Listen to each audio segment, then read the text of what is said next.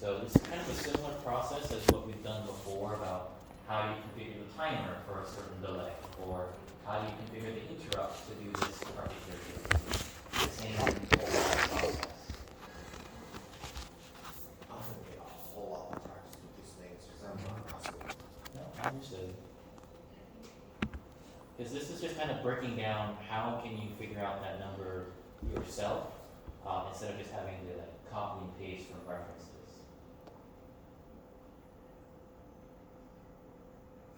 Okay. Where's the DRD, MSTR? So if you're Is scrolling that down, all in that PDF thing? correct. If you scroll down a little further, because I'm just grabbing certain tables, this right here, where the register description is, those are the individual bits, and then a short description of what those values represent.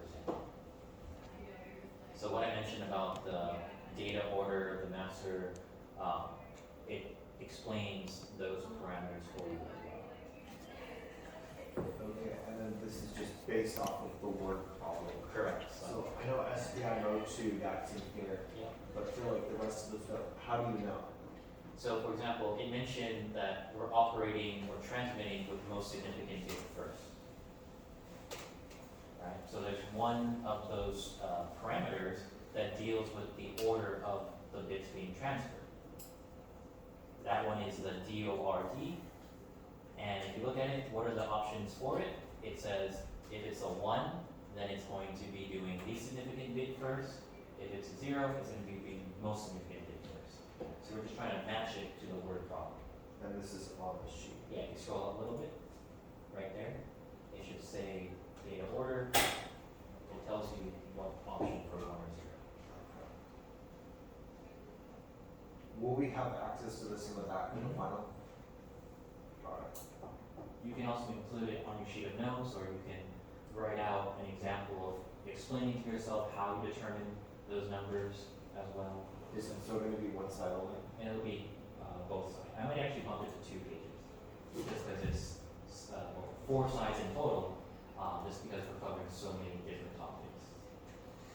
Yeah, there's a lot of stuff. But does that help clear up how we found those 6 numbers? So master, slave. So the master is 1. The slave is 0. Yep. If it has 0 there, it's always going to act as a slave device. If it has a 1 there, it will act as the one in control of the master device. So depending on what the problem's asking for, right? Oh, we want to configure it in this fashion. We want it to have these parameters. You'll then work through and solve, oh, it needs to have this combination of 0s and 1s.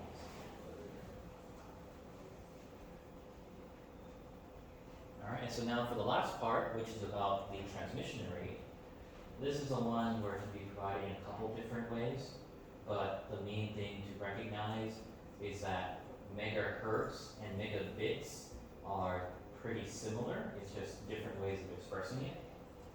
Megahertz is number of cycles or number of iterations per second. Megabits is just the amount of data per second. They're both using the mega term, so they're both 10 to the power of 6 Megahertz is set to hertz per cycle. per second. Hertz per second, and then megabits. Is just number of bits transmitted per second as well. Because they both use mega in the term, they're both 10 to the power of 6. So the crucial thing here is recognizing, oh, that 5 megabits is actually 5 million. That 10 megahertz is 10 million. So now we're trying to see, okay, for our clock frequency, for the SPI clock, how does the frequency need to be adjusted, right? There's a prescale value involved. So how do we go from 10 to 5?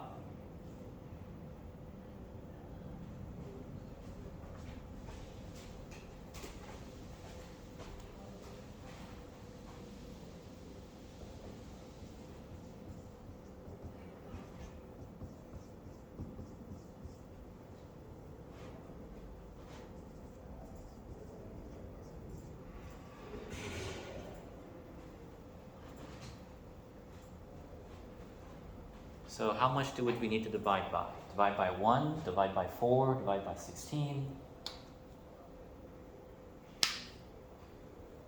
To go from the 10 megahertz down to the 5. By 2, right? So we need a prescale of 2. Is that always the case? Well, particularly because it's going from 10 to 5, right? If we had said we want to target, let's say, not 16 megabits, but let's say your clock frequency was 16 megahertz and you want to target 1 megabit per second. How would you achieve that? You would divide by 16 in that example. Right? Usually your clock frequency is going to be larger, so your targeted data transmission rate is going to be lower. So megahertz divided by 2 is equal to our megahertz. Well, so not necessarily. The main thing here is the units of megabits per second is roughly equivalent to megahertz. It's going to be how many transmissions per second, and as mentioned, you're transmitting 1 bit at such a high frequency that it's transmitting 1,000 or 1,000,000 of them per second if it's in megahertz. So 1 megahertz is equivalent to 1 megabit per second.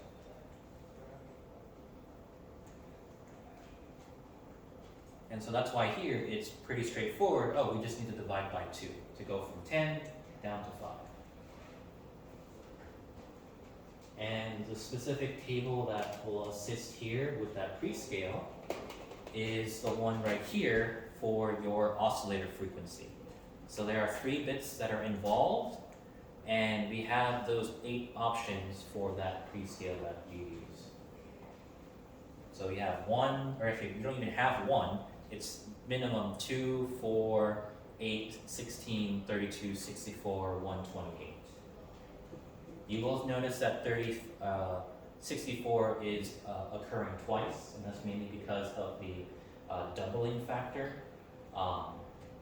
But depending on how you're going to be setting things up, right, you can choose whichever option as long as it's the right prescale value. So in this particular instance, since we've specified that the prescale is going to be 2, we then have our 3 bits that are involved, right? You have SPI 2x, SP R1, and SP R0.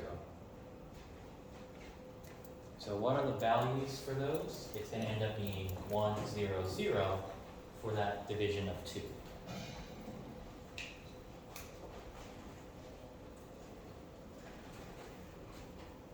But the reason why I'm separating it that way is because the table has them listed out in order, but if you're actually looking at the register, they're not all in the same register. Okay, but does that make sense in terms of how we determine those 9 values? Well, that, yeah, because you're just going with hopping back and forth between different tables. And we're just extracting it from the word description in terms of determining how to figure out which number should be used. So SPI mode 2 would be SPI 2x on here. No. SPI mode 2 was this original table that you mentioned here. SPI mode 2 is just a simpler way to refer to the combination for clock polarity, clock phase. That's why I have an alternative way the question might be worded that focuses on what's the leading edge, what's the action, and what's the order. Right? So if this was the example given, which of these 4 modes does that match? Rescale to alternate setup on edge. Sample following.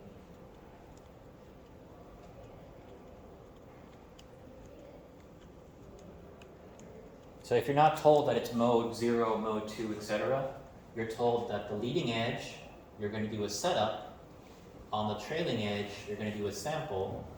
and which one of them is considered the leading edge, the rising edge is considered leading edge. I see, so it's just a verbal label on the paper. Correct. And so if that's the combination, we now find it's this row that corresponds to SPI mode 1. Okay. Right, because sometimes it might not tell you that, hey, I need to use this SPI mode. It might just be, hey, this device reacts or communicates in this fashion, and you're told those 3 different parameters of action on rising edge, action on falling edge, what is considered your leading edge. So those are the 2 ways that the problem might be phrased to get that information about clock polarity and clock phase.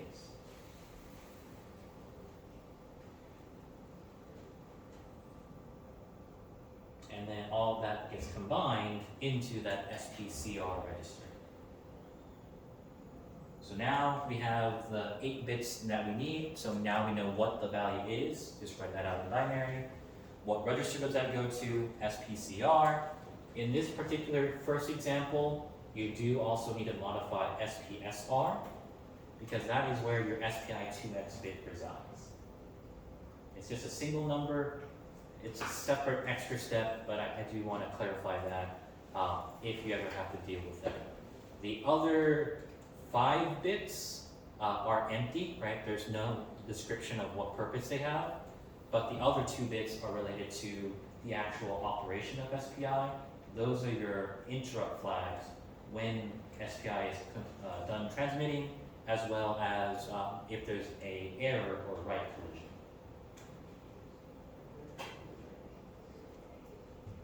But in most cases, I won't really be asking about assigning a value for SPI2X. Okay.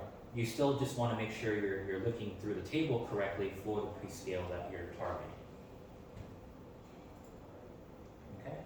And so once you kind of combine everything together here, for the first example, you're going to end up getting a value of 0, 1, 0, 0, 1, 0, and then 0, 0, right? So that needs to be assigned to SPCR. And then there's a single 1 for SPI2X. For the alternative, the one where we had some of the values that are different, how do we go about handling that one? So in this case, the beginning portion is still the same. But clock polarity and clock phase now need to swap to the other option. So this is going to be 0, 1. That's one of the new things. And then the last part that we haven't talked about yet was the what's the prescale needed if you have a transmission rate of 3,000 and 1,200 or 312,000 and 500 hertz. If we're still dealing with our original 10 megahertz.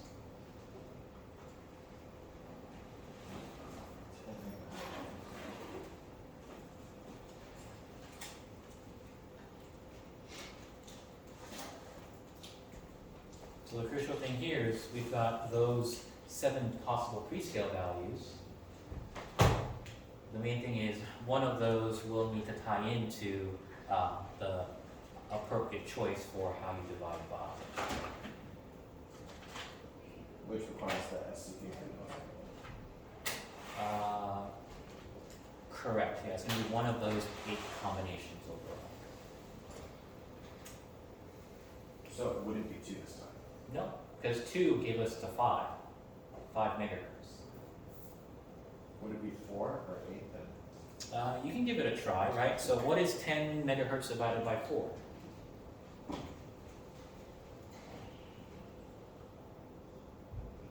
That's what?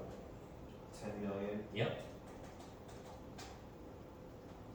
That would be 2.5 million. So 4 is still too small. It needs to be a larger prescale. 8 would be 1.25. Right. Is So that too much? no, because we're looking for 312,000. It needs to be way lower. So one way you can do it is just take the 2 numbers, right? 10 million divided by 312,500. We need to get 32.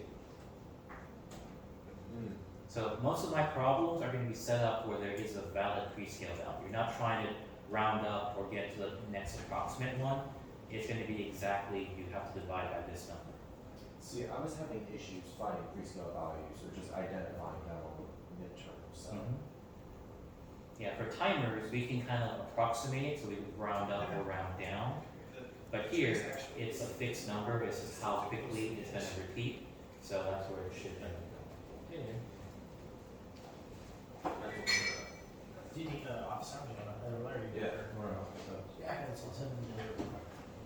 I think we're more or less almost done, so it should be fine. Yeah, I'm gonna. Yeah. Well, Those were a Just different kidding. answer. oh, different. Okay. But Aiden, does that make sense overall in terms of how that will be set up? It's starting to make more sense, yeah. I think practice is just gonna help. Okay. Or like, if there is a better way to go about, okay, focus, break it down into smaller parts. So Yes. focus, there's the whole thing, you have to find each of these things. This is what you have to do to find SPIE, here's what you have to do to find SPE, here's what you have to do to determine VORD. Yes. And then just like that. Yep.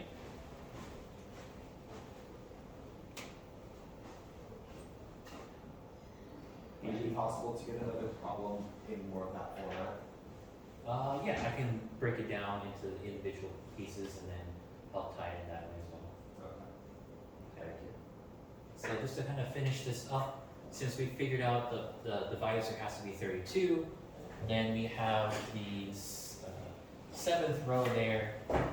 You'll get 1, 1 as the last two bits, or no, 1, 0 actually, as the last two bits there for the SPCR. Okay, so let me go ahead and raise this up.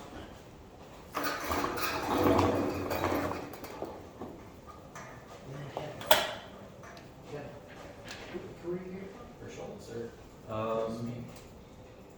It's for AC service class, I'm just trying to. Okay, for Schultz. Okay. Yeah, for sure. Is that I got a jam out here? Chris, you're okay? Yeah. No, you're fine. Yeah, I can keep an eye on him for a little bit until 5. Yeah, it sounds like you're for Schultz, though, right? Yeah. So Schultz supposed to be. Should be here soon for the AC circuits, Oh, or, yeah, they should be here for their other class soon. Awesome. Appreciate you. Yep, you're welcome. Okay, let's see.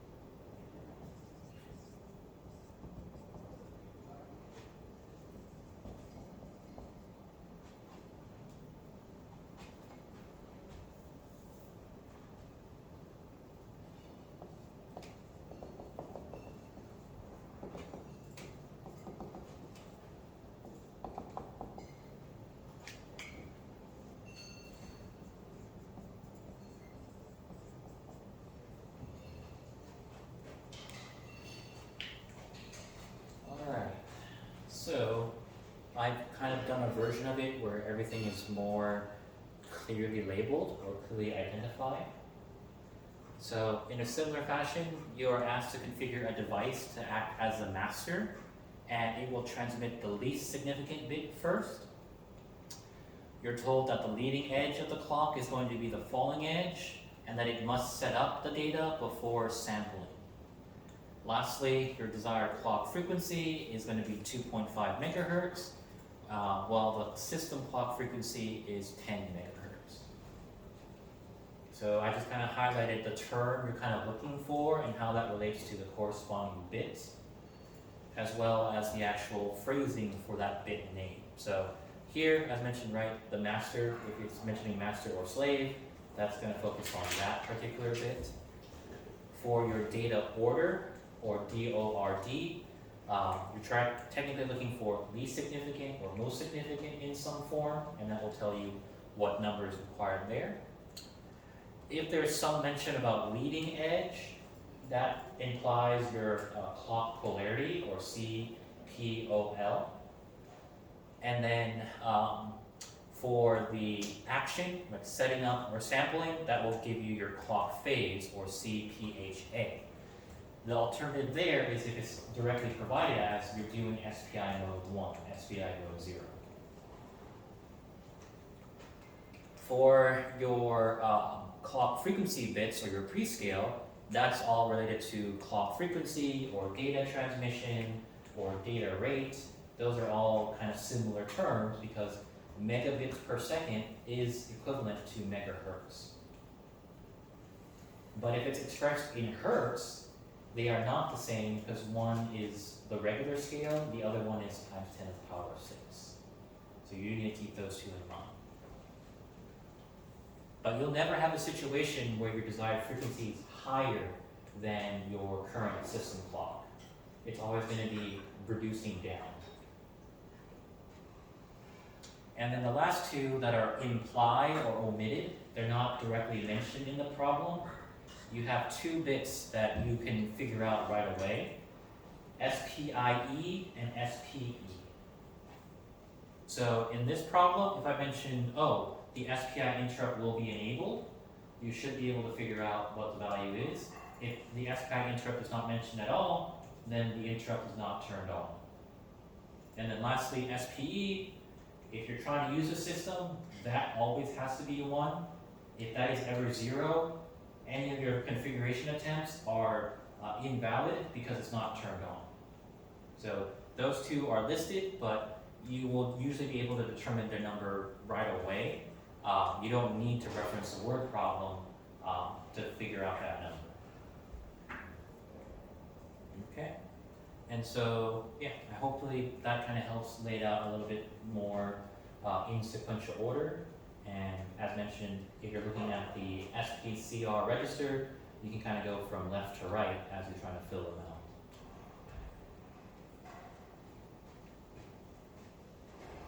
Welcome back. But as mentioned, the problem will kind of be phrased in a couple of different ways. It might ask you for the line of code to assign it. So that's what you did in lab with SPCR equals that binary value. It might be a variation where it's saying only modify certain bits. So that might involve the shift operation, it might involve the OR operation that we've done previously. And then the other questions about what are the register names and so on. If you remember from lab 6, there was a discussion about how you send the data, right? So you write the values to that data register, and then you're looking for when the status register indicates that the transmission is done, right? You're looking at SPIF, and there was a condition there for while this is 0, waits and so on, but I might not go that deep, but that's kind of the context of everything related to SPI in that manner there. All right. Are there any other questions about the example problems? And Aiden, if you'd like to schedule office hours at some point in the next week, you can do more example problems of the timers, interrupts, and other things, and try to break it down in a similar fashion there. What are your office hours? At this point, I'm available every Monday and Wednesday at any time. I might have other things that come up, but if you schedule a time with me, I'll make sure to lock it out for that.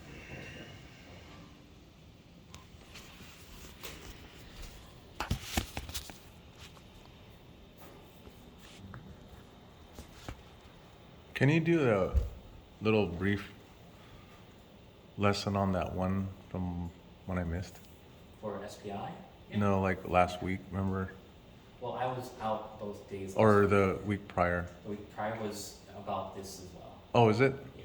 It was Okay. just going over understanding what it means by the clock polarity, the clock phase, so the whole setup and sampling, as well as some general details about SPI in terms of the 4 pins that are available, the purpose of slave selects, and that being active low, and the way that the actual like transmission of data went. So I can still go over that if you would like. But for the other 3, any questions, anything to go over? Otherwise, that's pretty much it for what I want to finish up for SPI. And then this Thursday, we'll start on I2C a little bit more detail as well. That's based on lab 5, Lab I2C? 6 from, yeah. I2C? 5. Oh, so this is only part of 6? Correct. This is Oh. the first portion, which was dealing with the shift register. The second portion that was dealing with the I2C. real-time clock or the gyroscope. Yeah, the gyroscope. Mhm.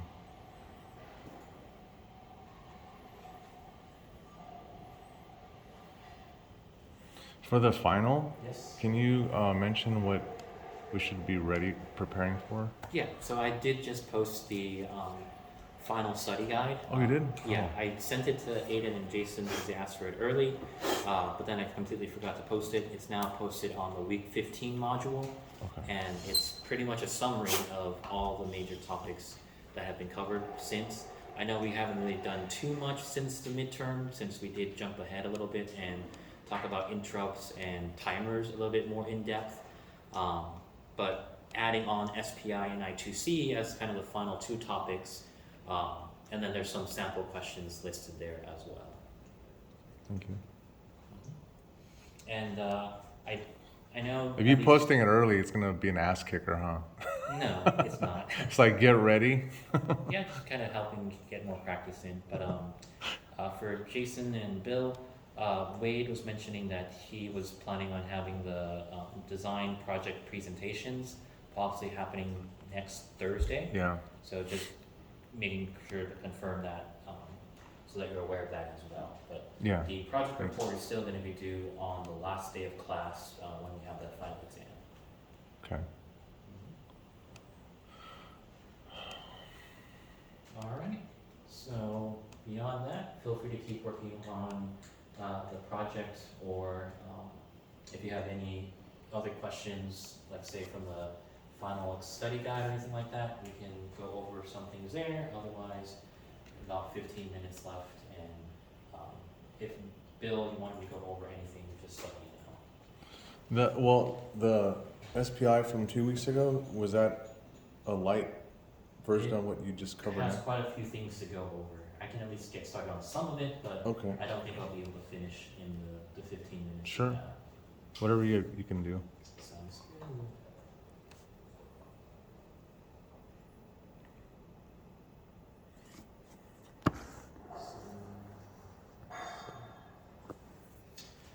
So normally the first thing that I start off with here is kind of what SPI stands for.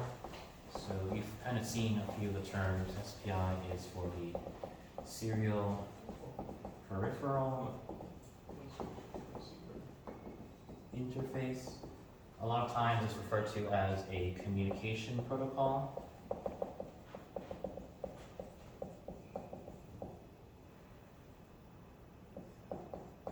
Mainly because it defines how data is transmitted. And so it's kind of one of the fundamental communication protocols that you'll hear about in terms of like USB, USART, I2C. SPI is kind of one of the fundamentals there. It's very simple and straightforward, but it's kind of been built upon and so on. So the crucial thing here is serial is a big part of it. The peripheral is kind of another way to say multiple devices that you're dealing with. And the interface is just a common setup for all of them. So if anything has SPI, you can expect to see these same names or these same pins for all of those devices overall. So the first thing to kind of focus on here is about the serial portion. And you kind of experienced some of that in the lab with the shift register. I don't know if you're aware of the parallel in any way, but that's kind of what we're referring to there. So serial in this context is more about like sequential. So if you're trying to send a lot of information, you're technically sending sort of one thing at a time over to the other side, right? So you kind of have like a queue for a whole bunch of data, and the way you can kind of think of it here in terms of the actual microcontroller is that you've got your individual registers where we have that sequence of zeros and ones, and it's going to be sending over one value at a time, right? And so as the other side is receiving it, it's also receiving it in that same order. So that's the whole thing about serial or that sequential. The reason why it's brought up is that we also have parallel as another type of way that the information is transmitted. And so with parallel, this one is where you have sort of multiple wires involved, but the idea here is that this will send 8 bits and you receive 8 bits. So it's sending that whole set of information all at once. So the benefit between the two is, right, for serial, this is less hardware intensive. You only need one wire. You are using time to indicate when the next number is sent, when it should receive it, and then kind of continue that over and over. So this one might take longer, but you have less physical hardware needed. Whereas for parallel, there's way more hardware involved because it needs all the wires and all those connections, but it can send that much information in one single transmission. So those are sort of the pros and cons for each. And a lot of times you'll see something like S/P or P/S. Those are converters. It's converting from a serial connection so that it can output as a parallel output, or it's converting a parallel input to be a serial output. So sometimes we'll see those chips in usage, but just wanted to touch on that so we kind of have a better understanding of how SPI works. So the shift register that you're dealing with is kind of similar to this type of operation. It's accepting a serial stream of data in, but it's doing a parallel output to 8 LEDs or 8 devices all at once. But the communication process from your microcontroller was serial to serial. They're sending 1 bit at a time until it gets all 8 bits sent at once. So that's kind of the introduction there about all of those key terms. You might have, if you ever dealt with some of those like old printers or like receipt printers, you might have seen the actual parallel connector that had a whole bunch of pins and things like that. Mm-hmm. Serial is kind of a little bit more streamlined, and that's kind of the more common one that we're utilizing right now. So that kind of leads us into the actual pin names. So SPI is typically going to be considered primarily 3 wires minimum, 4 or more, which is going to be your typical setup. So unlike I2C, which is just the data line and the clock signal line, it still does have power, but that's not always tied together. Here with SPI, it is always going to be at least 3 minimum. You can omit one of them if you're not using it, but these are going to be the critical ones.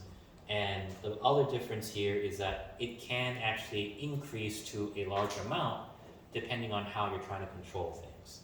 So the specific names that we have are going to be miso, mosi, and s-clock. Those are the three main ones. Miso stands for master in, slave out.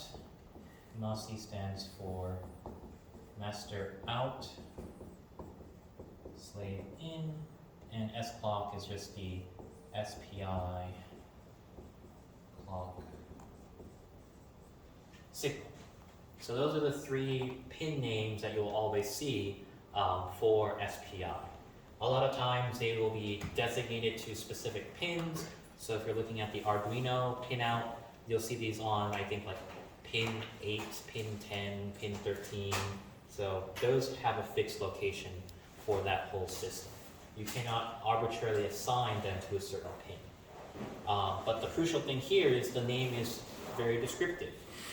The purpose of the MISO line depends on the function of your device. If your device is in control, if your device is designated as the master device, that pin is going to be all the data coming in from the other peripherals.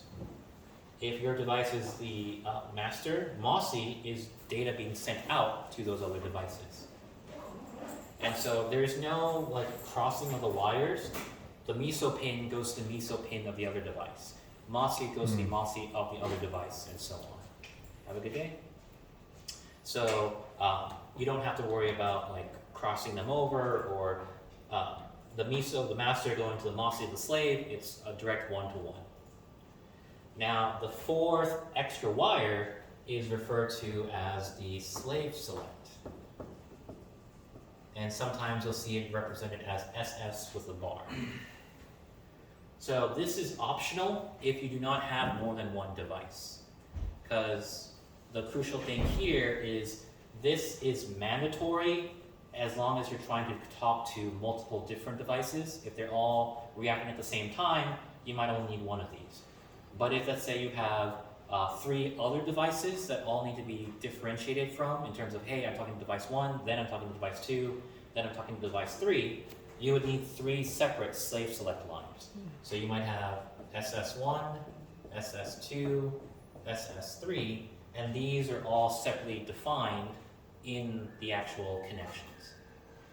So that's why it's 3 wires minimum. These are the fixed 3. The 4 or more is handling the slave select options. But as a baseline, there's always going to be 3 to 4 wires for at least one device. If you have more devices, it can still be maybe 4 wires or 3 wires, but they all have to react at the same time. The other thing to mention here about slave selects, this indicates that it is active low. So what that means is when the signal is 0, that is when the device will react. That's when it knows that you're sending data to it. So the way it works is that's why we have the SS pin set to low when we're trying to do that data transmission. And by default, it's set back to high so that the device is not responding or not listening to the data transmission.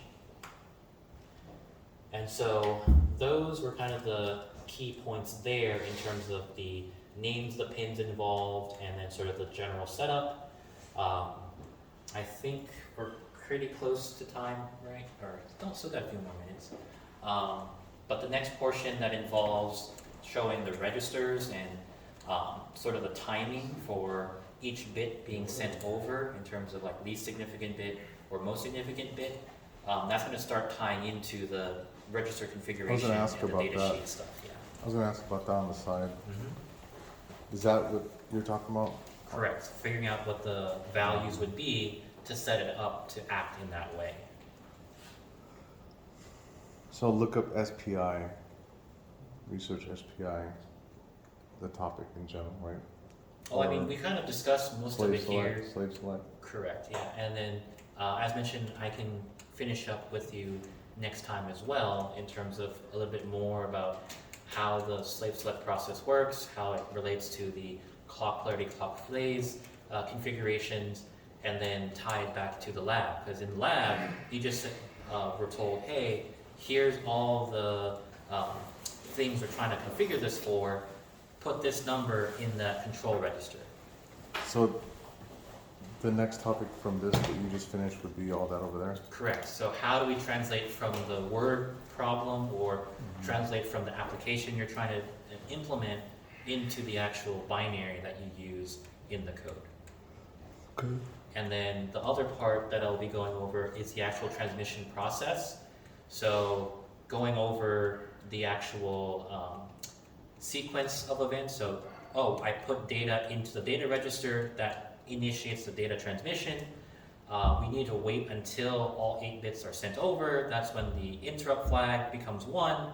Once that's complete, if we're going to send another byte, now we load the next piece of data and then have that complete. Or if it's just doing one single byte, now we're able to set the slave select line back to high to say, hey, stop listening. Yeah. Put it to high, it doesn't trigger, right? Correct. And so that's why you would need multiple slave select lines if you're trying to differentiate between each device. So technically SPI is infinitely scalable. It's just limited by your hardware. You do have the 3 main pins you need. Those are all shared. But then for every individual device you add, there's a new slave select line. So if you're doing 100, that would need at least 103 pins in order to have each one be able to be communicated with individually. But your microcontroller might only have 10, it might only have 20, so it's not possible to scale that high. So SPI is definitely good for sort of like small scale systems. It's like, oh, there's only 2 devices, 5 devices. It's not going to be that hardware intensive. But as mentioned, it is a little bit more flexible because it's all controlled through timing with the serial protocol specifically. I2C is definitely a lot easier to scale because it has those fixed addresses up to 128 devices. So you don't have to worry about the hardware issue there, but now it becomes a problem of, hey, did the manufacturer give it a unique address? Are there going to be any address conflicts, and having to fix that issue in that manner. Okay. Did you have any other questions here? No. Not at the moment? All right. Thanks for reviewing it. No, yeah, you're welcome.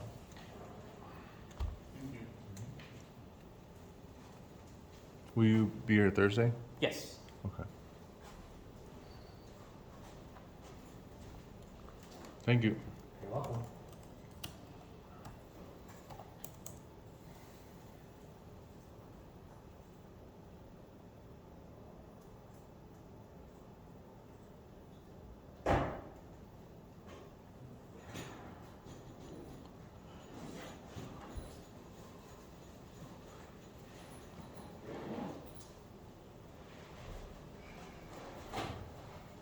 So, Aiden, everything going okay? Any questions, anything going on with the design project or anything like that? Were you able to finalize? I've been bouncing stuff off with ChatGPT, Okay. and I have this Okay. to kind of just, it's where my axis has been at. So, Okay, so focusing on the security system. yeah, it's going to have 2 authenticator.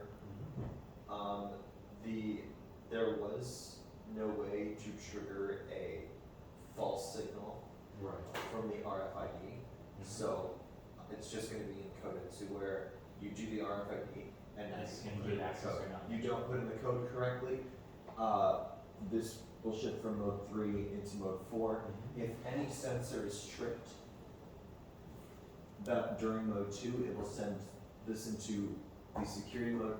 This is the default mode technically, but this is the first mode I made just so like, okay, there's no current, there's no power, there is now a failsafe where the door would be opened and just to show that, I'll have a piece of tape sticking off of the motor, and it's gonna be tilted to the left, so turn to the left, the door is open, turn to the right, the door is closed, just because we don't have a door in the center. Right. Yeah, I don't see any issues there. And so I'll have one bright LED, be like, okay, this is how you know there's current flowing through there, and that one's just gonna be independent of any other mode, because these ones have a specific colored LED I see. that's light up only for that mode. Okay.